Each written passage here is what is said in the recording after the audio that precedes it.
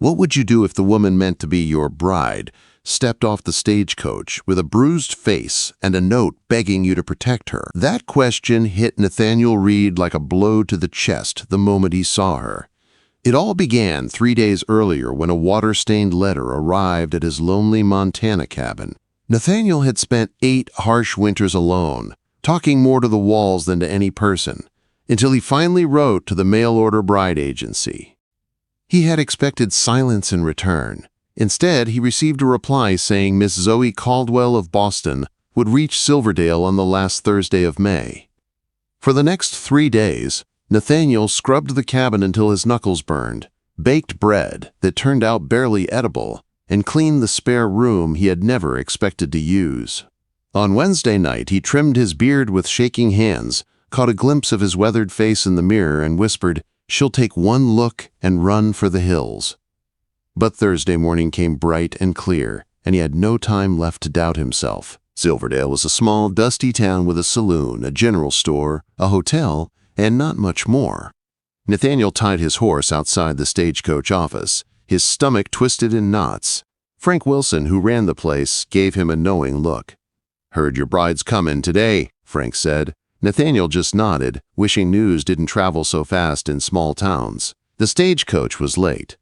Nathaniel paced back and forth, hat in his hands, fighting the urge to leave before she arrived. But when he saw the cloud of dust rising on the horizon, he forced himself to stay put.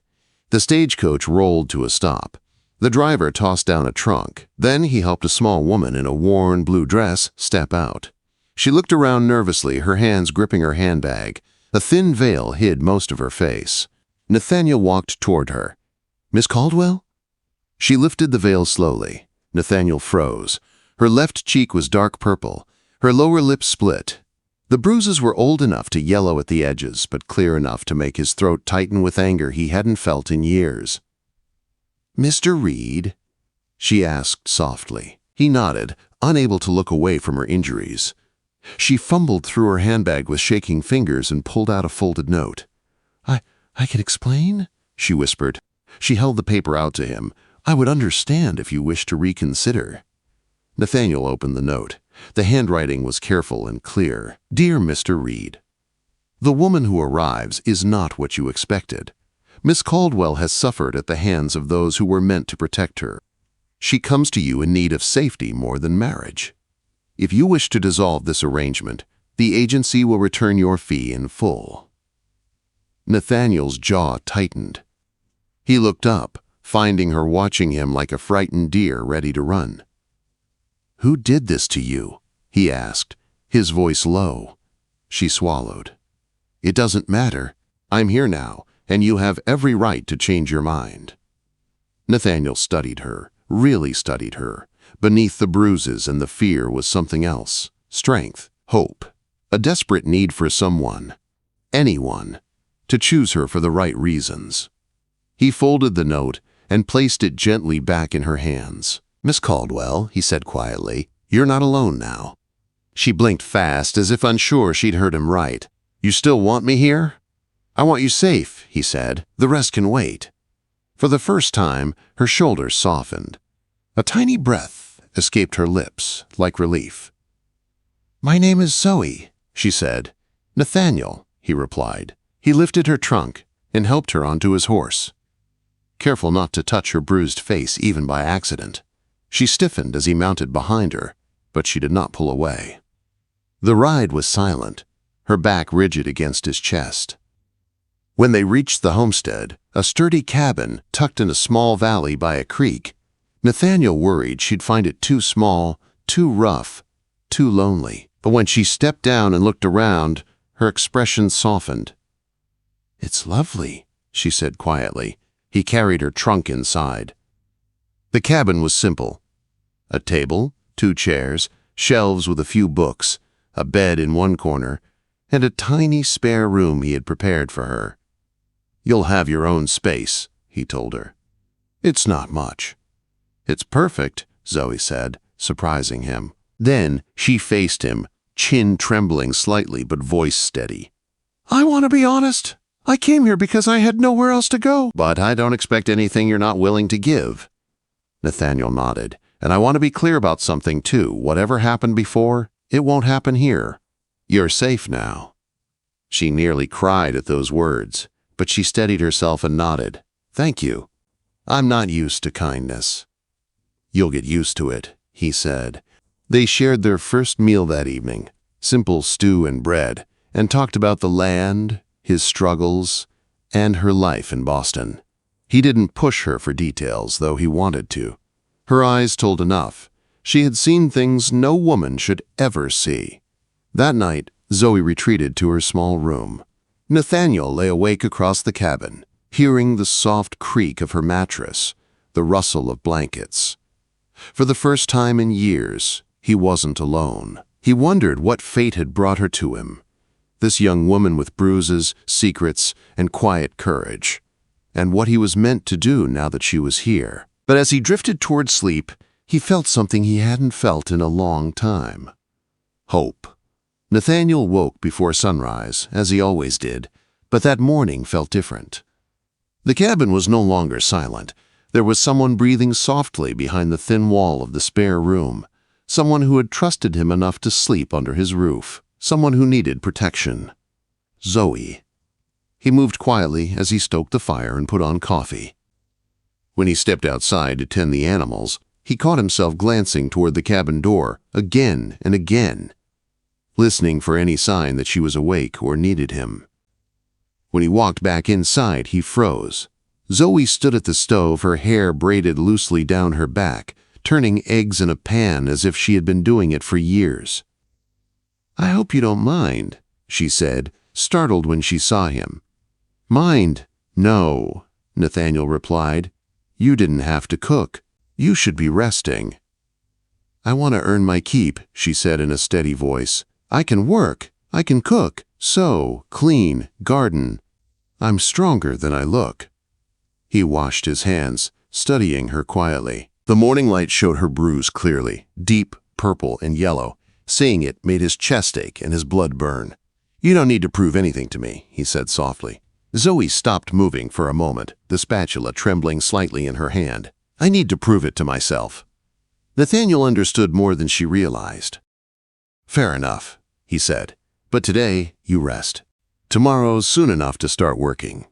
They shared breakfast, and Nathaniel explained his daily routine, tending the animals, checking the fence line, working the small fields, chopping wood, preparing the land for planting. Zoe listened carefully, her questions surprising him. She knew the work. She knew farms. "I grew up on one," she said when he raised an eyebrow. "Before my parents died." He didn't push her to say more. Later, he gave her a tour of the homestead, the creek that fed the cabin, the small barn, the vegetable garden waiting for spring. Zoe looked around with real appreciation. "It's beautiful," she said quietly, "so open and free." Nathaniel glanced at her profile. The breeze lifted strands of her hair. The bruises on her face couldn't hide the strength beneath. "It can get lonely here." She turned toward him. "I think I've had enough of people for a while. Lonely doesn't scare me." The days that followed settled into a gentle rhythm. Zoe insisted on helping with the housework despite Nathaniel's requests that she rest. She cooked meals far better than anything he'd made in years. She organized shelves, tended the chickens, and stitched new curtains for the windows. Bit by bit, the cabin shifted from a survival shelter into something homelier, warmer. Zoe moved with a quiet confidence, but Nathaniel noticed the little things, the way she jumped at sudden sounds, the way she avoided standing with her back to an open door, the way her eyes sometimes dimmed when she thought no one was looking. But little by little, those shadows softened. She began to laugh, soft, careful laughter at first, then warmer, freer. She began to talk, telling him about Vermont, about teaching piano to neighborhood children, about her mother's garden. But the darker stories came only when she was ready. One warm evening in June, as they sat on the porch watching the sun sink behind the mountains, Zoe finally spoke of Boston. "My uncle wasn't always cruel," she began. "But after my parents died, something in him changed. He became controlling. And when I turned 21 this spring, he started arranging a marriage for me. A man much older, a man with a terrible reputation." Nathaniel's jaw tightened. When I refused, she whispered, he hit me, again and again. He said I owed him, that he owned me. Nathaniel's fists curled so tightly his knuckles turned white. You don't owe him anything, he said, forcing his voice to stay calm, and he doesn't own you. Zoe blinked hard. I ran away that night. The agency helped me. They chose you because your homestead was remote, and because you had a reputation for being decent. Nathaniel let out a slow breath. They judged right. She looked at him, eyes shining with something he couldn't name. Thank you, she said softly, for giving me safety, for giving me time. Quote, that summer, they built a strange but comforting partnership. Not quite husband and wife, not quite strangers. They shared work, meals, and quiet evenings. Nathaniel kept his distance, never touching her unless necessary, always speaking gently, always letting her choose the pace. What neither of them spoke aloud was the one thing binding them more than anything. Their marriage papers still sat unsigned in Nathaniel's desk. Zoe never pushed. Nathaniel never asked. Yet each passing day made the question heavier. Then came the day they rode into town together to buy supplies.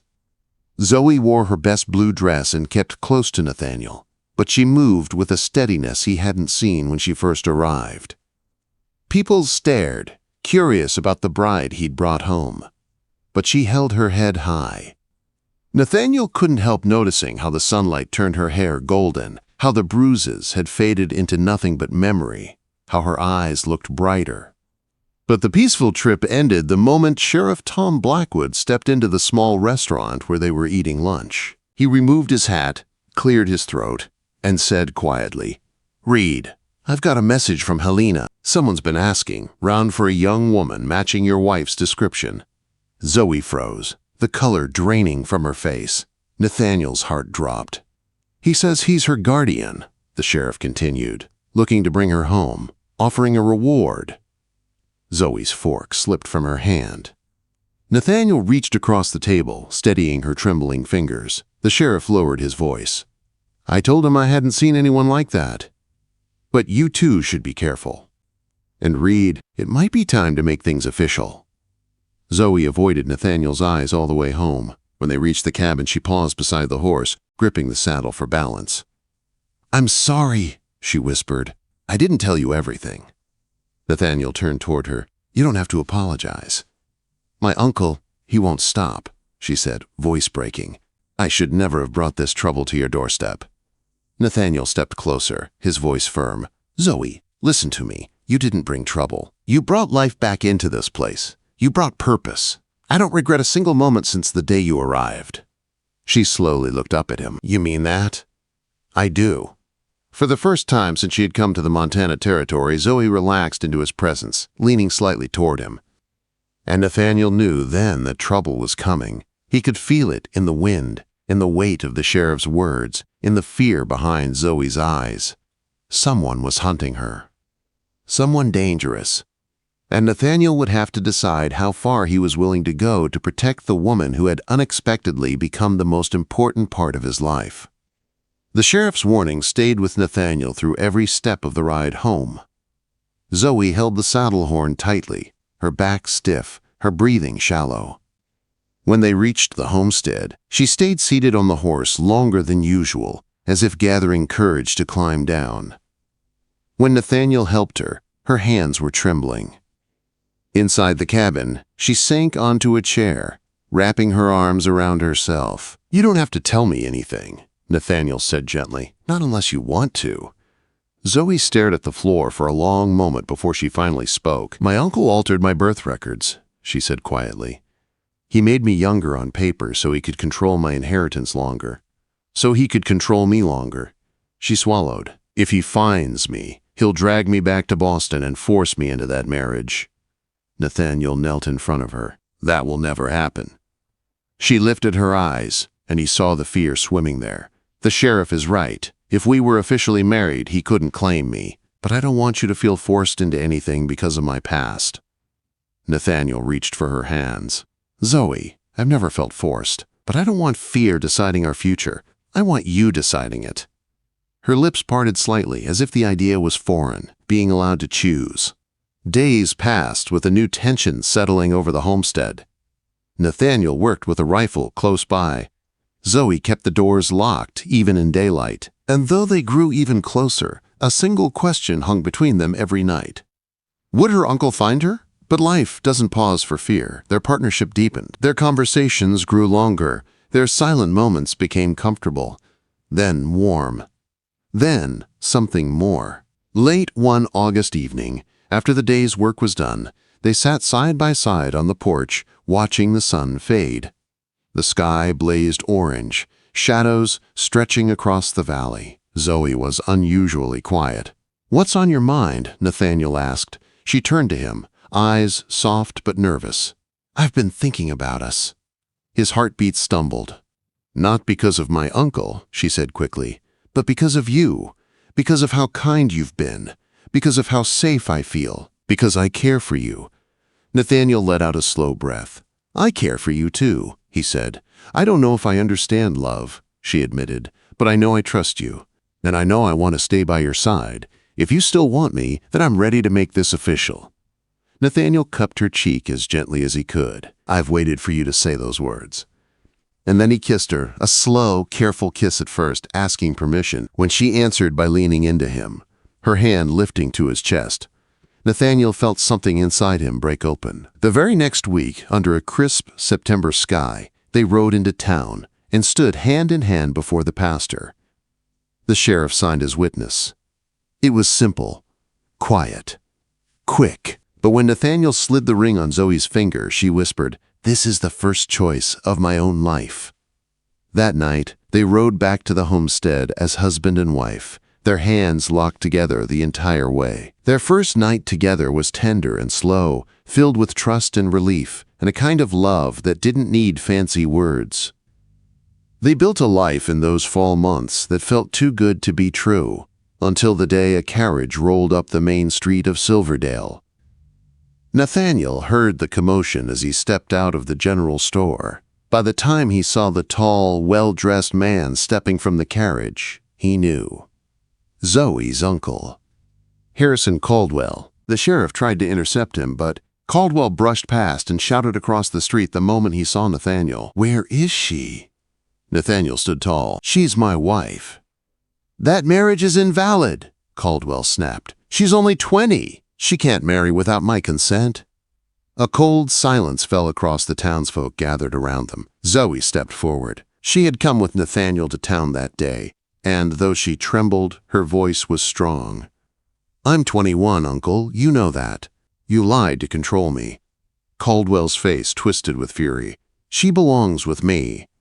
"Enough," Nathaniel said, stepping between them. "She's staying with me. Because she chooses to, and because she's my wife by law." The sheriff nodded. "Mr. Caldwell, if you want to challenge a legal marriage, you can take it up with the territorial court. Until then, you're done here." Caldwell saw the truth in those words, saw the crowd standing behind the couple, saw Zoe standing tall beside her husband.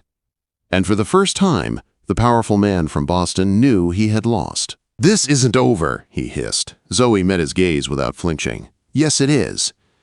Caldwell left Montana the next morning and never returned. Life slowly healed after that. The fear faded. Their home grew with each passing month. Their love deepened in the quiet routines of early mornings and late nights. And then one cold October morning, Zoe touched Nathaniel's hand and whispered, "I think I might be with child." Nathaniel's breath caught. From that moment on, every day carried a new joy. He watched her belly grow, felt the first flutter of their child beneath his hand, held her through long winter nights as snow piled against the cabin walls. When spring returned, so did their greatest blessing. At dawn, in a room filled with firelight and whispered prayers, Zoe gave birth to a daughter.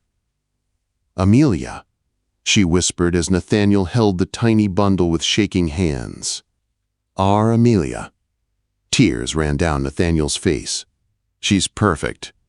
And as the sun rose over the Montana mountains, Nathaniel pulled his wife close, their newborn daughter cradled between them. "You're not alone now," he whispered. Zoe smiled through her tears. "None of us are, not anymore." 5 years later, the homestead thrived with laughter. Amelia chasing chickens, little Joseph toddling behind, Zoe tending her garden, and Nathaniel watching them with a full heart.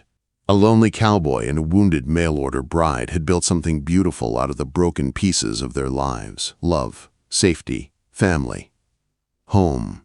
And none of it would have happened without that bruised face, that desperate note, and a cowboy brave enough to say 7 simple words. You're not alone now.